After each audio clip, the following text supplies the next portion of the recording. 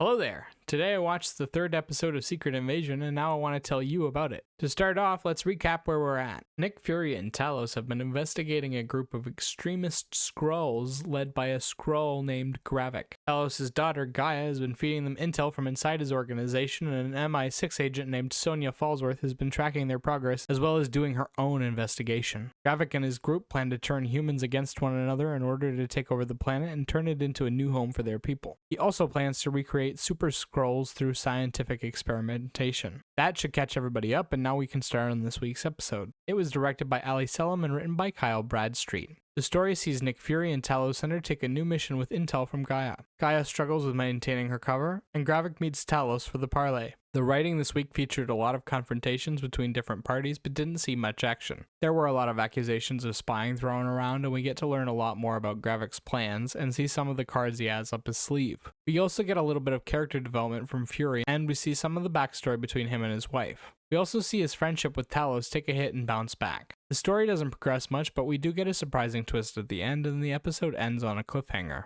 The mission that Fury and Talos go on is a little uninspired, kind of cliche, and disappointing. We don't learn many details, and Fury and Talos are just handed all the info they need. We don't have to work for it at all. Then the villains go down so easily. There just isn't anything satisfying about it. It all made sense and there were exciting moments, but I wouldn't call the episode as a whole exciting. It was kind of boring and it felt like we took a step back after last week's showing. The cast is doing what they can to keep things interesting by pouring their hearts into their roles, and we get quite a few standouts because of it. Honorable mentions go to Charlene Woodard, who plays Fury's wife, Priscilla, Amelia Clark, who plays Gaia, and David Bark Jones, who played the guest villain. They each got little moments that they nailed, but didn't really get enough time to shine. Kingsley Ben-Adir as Gravik and Ben Mendelsohn as Talos were the two standouts this week. Mendelsohn and Gravik both got to do a big showdown together, and the two of them created a powerful scene in which Gravik backs Talos into a corner, and we see just how far Talos is willing to go. They're great with the emotions, and Ben-Adir really began setting himself up as a grand villain. Mendelsohn also gets to do some friendship scenes with Sam Jackson, and while it didn't last long, it was a nice bit of character development. Visually, there isn't much going on in this episode, but they do create some nice atmospheres for the confrontations to take place in. For example, when Gravik and Talos are talking, they're in a museum with giant white walls and grand paintings hanging across them. Then they transition over to this fancy restaurant, and the whole time you get this elegant, neutral feeling from the location. Until Gravik reveals his hand and we see just how much control he has.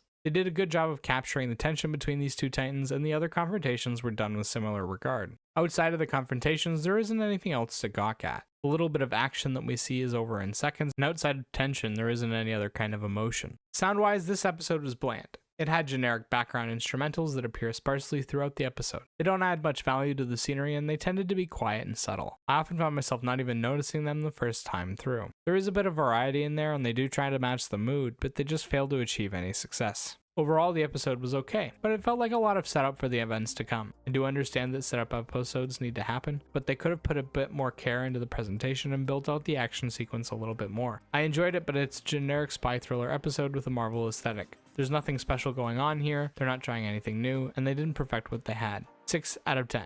And remember, these are just my thoughts on the episode. Let me know what you think in the comment section down below. Bye-bye!